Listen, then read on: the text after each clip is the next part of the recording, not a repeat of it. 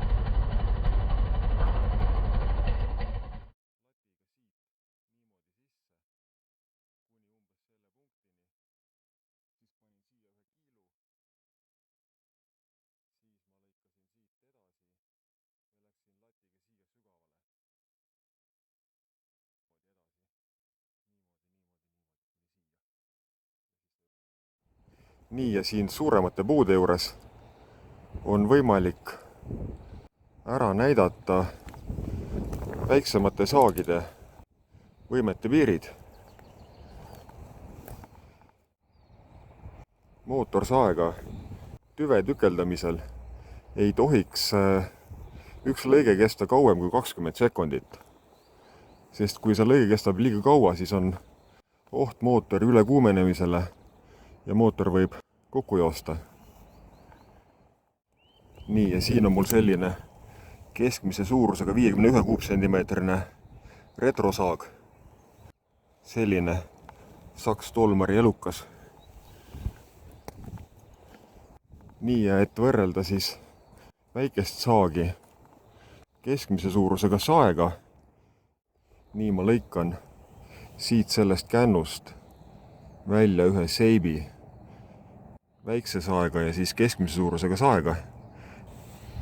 Siin nagu näha, keskmine läbimõõt on sellel kasel 44 sentimeetrit. Makita bensiinisaed on sisuliselt Tolmari mudelite analoogid. Vahe on ainult plastiku värvis.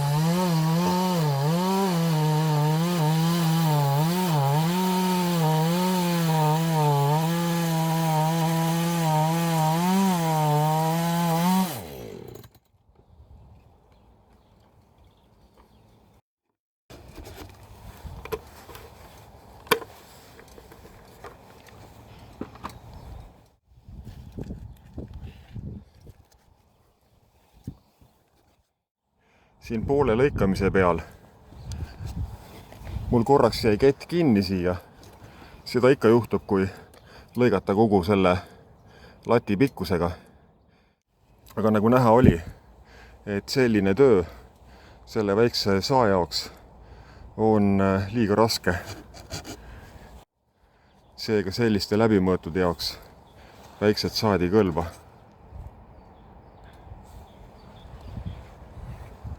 Nii, ja nüüd vaatame, mida siis see Saks Tolmar 114 suudab. Sellel sael, nagu näete, on pikem latt ja muidugi mootor on võimsam.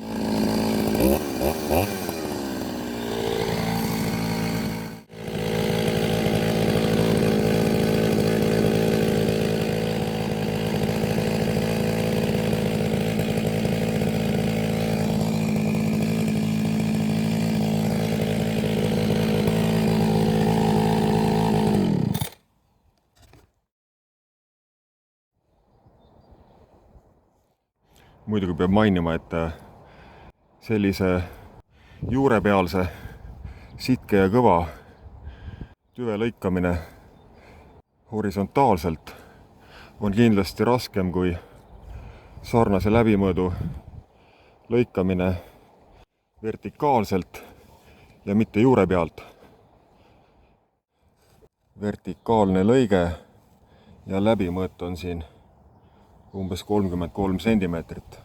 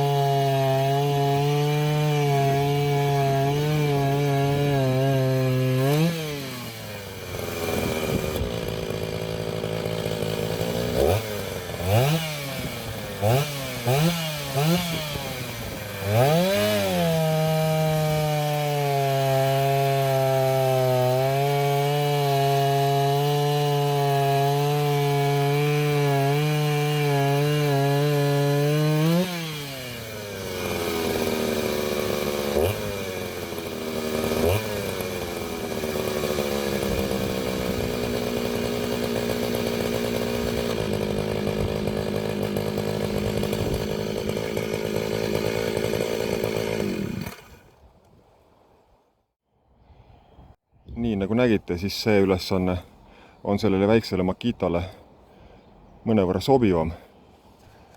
Aga ikkagi võib öelda, et väikeste saagide võimete piir on kase puhul kuskil 25 sentimeetrit, maksimaalselt 30.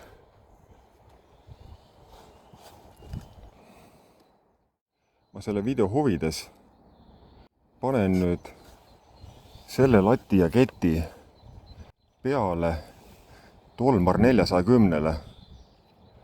Eile lõikas Tolmar 410 kõige kiiremini.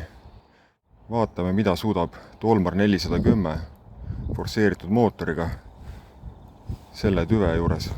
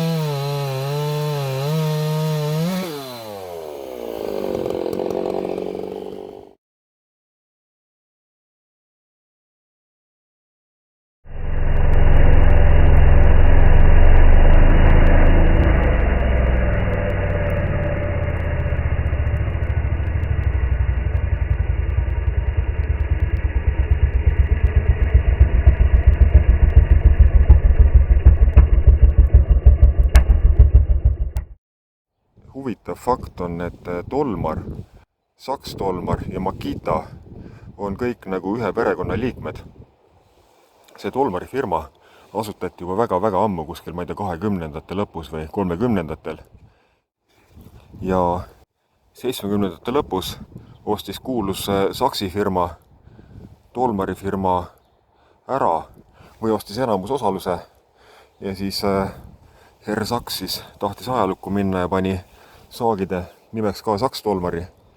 Kuni siis 90-ndate aastate alguses Saks müüs Tolmari firma edasi Makitale ja pärast seda siis neid saage siis enam Saks Tolmariks nimetada ei tohtinud. Pärast seda olid saagide nimetused jällegi Tolmarid. Ja sellele mudelile on olemas ka Makita analoog. Selle sae Makita analoog on Makita DCS 400 ja 401.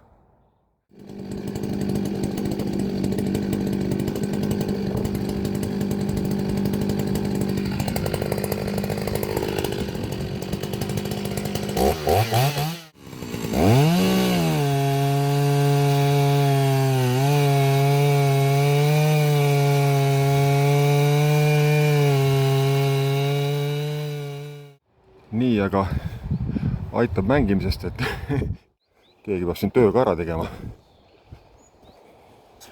Mis mul siin täna veel teha on, see tüve ära tükeldada, need lõigatud tükid ja lõikamata tükid ära viia ja siis on kõige jämedam tamme osa siin veel järgi. See on tohutult raske. Kalle oli eile ka siin. Proovis seda kuidagi tõmmata. Ei õnnestu. See tuleb ikka pooleks lõigata.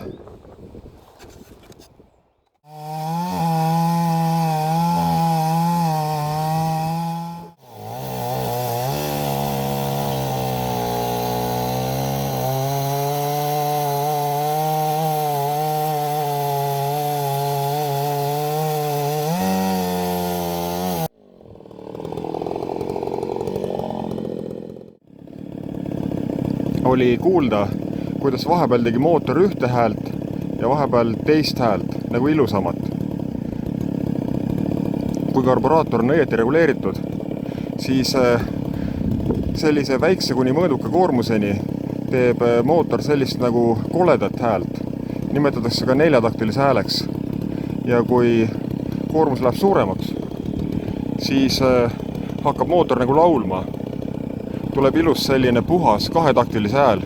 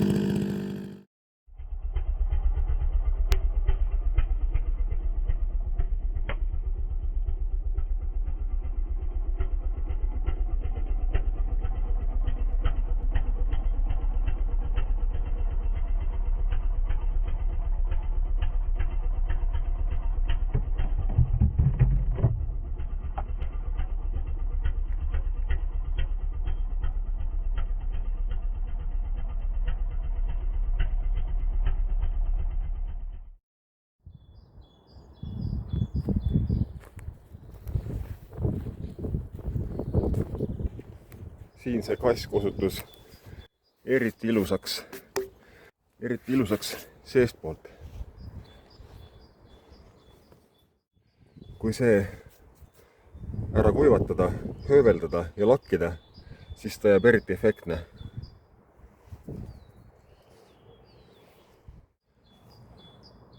Kask on selline, võrreldes teiste liikidega, selline hästi hele, mis mulle meeldib.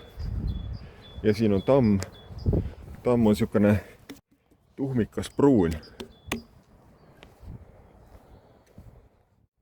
Aga tamm on ka hästi väärt puit.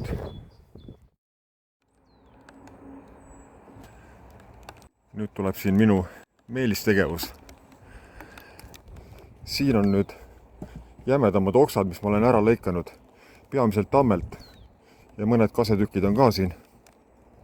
Ja siis selle oma raami peal ma tükeldan nad nüüd 50 cm tükkideks et siis sellest teha, küttepuud sellest ei maksa teha, et tamm on selleks liiga hea. Nendest tammeokstest võiks teha kas kaminapuud või tulealustusmaterjali. Ma muuseas eile valmistasin sellise rakise. See rakis on lühemate kaminapuude tegemiseks tavalisest küttepuust. Tavaline küttepuu on mul 50 sentimeetrit ja selle abil on võimalik lõigata tavaline küttepuu pooleks. Nii, mis siit nüüd tuleb, kas tulealustusmaterjal minu katla jaoks või kaminapuu, see selgub hiljem. Nii, aga praegu võiks need saed uuesti käima panna ja siis rääkida võib-olla sellest, millest veel räägitud ei ole. Kui siin saagide võrdlemiseks juba läks, siis üks oluline eelis sellel stiilil on läbipaistvad paagid.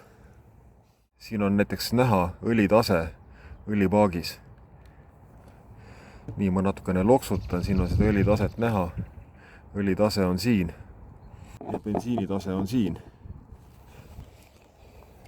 Siin mu teistel väikestel saagidel paagid läbipaistvad ei ole.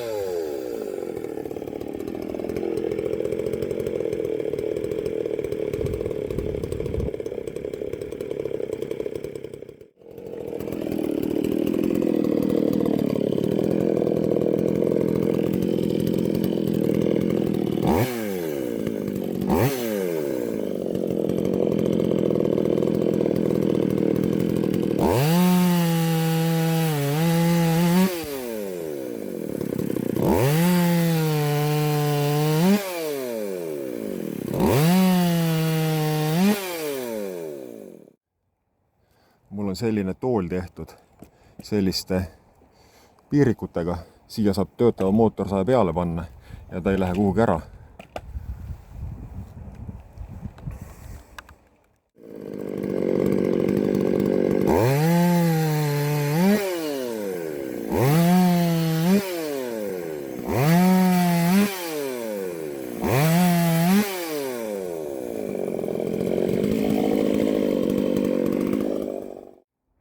Ja nüüd võiks vaadata, kuidas H-kruvi seadet muutes muutub mootori võimsus ja saetöö üldiselt. Ma panin siia sellise kõige jämedama tammeoksa, mis mul on. Läbimõõt 16 sentimeetrit. Nii, karburaatori seaded on praegu õiged ja nüüd ma pööran H-kruvi veerand pööret ehk 90 kraadi sissepoole ehk segu lahjemaks. Nii. Ja vaatame, kuidas saak käitub.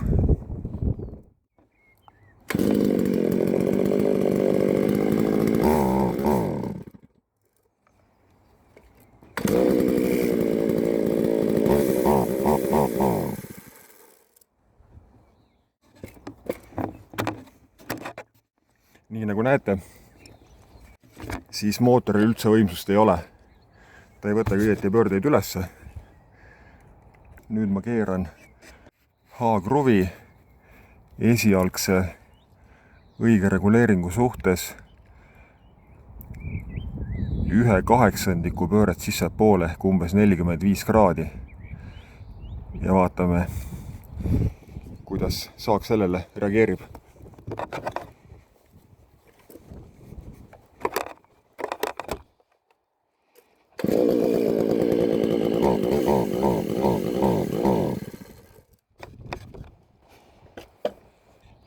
Nii nagu nägite, et siis sellise H-kruvi seadega see saak ka praktiliselt ei tööta.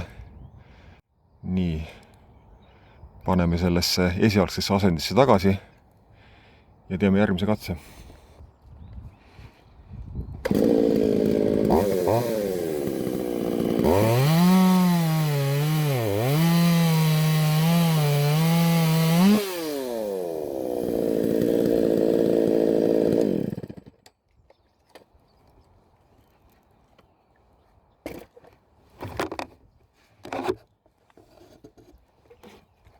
Nii, tundub olevat enam-vähem õige. Ja nüüd ma keeran H-kruvi 45 kraadi väljapoole ehk segu pisut rikkamaks ja vaatame, mis saak teeb.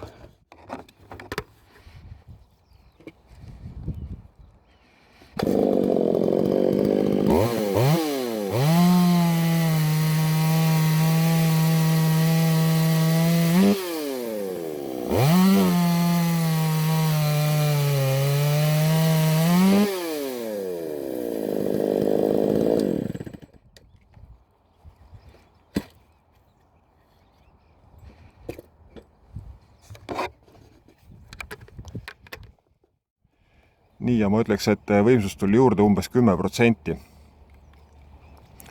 Nüüd ma keeran võrreldes esialgse asendiga H-kruvi 90 kraadi ehk veerand pööret väljapoole.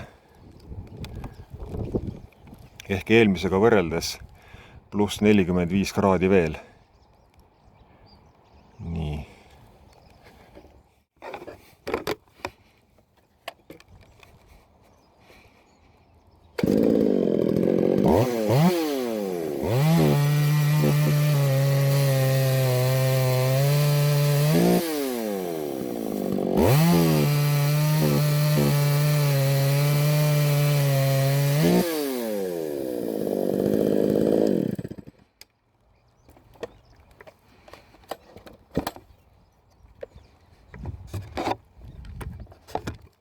Nii, võrreldes eelnevaga ma ütleksin, et 10% võimsust on kadunud. Nüüd ma keeran minimaalselt veel H-kruvi, mitte 45 kraadi, võib-olla 35 kraadi veel väljapoole.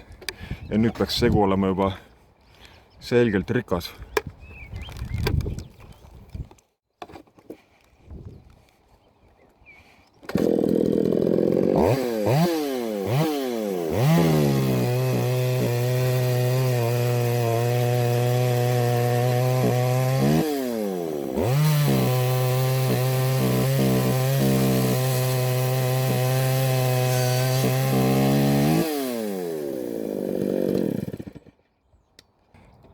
Nii, meie katsed näitasid, et see esialgne karburaatori H-kruvi reguleering päris õige ei olnud, et parem oleks midagi sellist nagu niimoodi praegu. Nii, ja võib öelda, et H-kruvi reguleering on õige, kui ta on sellises vahemikus, nagu ma teda praegu pööran. Niimoodi. Kokkuvõtvalt võib öelda, et see H-kruvi reguleering on õige küllaltki kitsas vahemikus.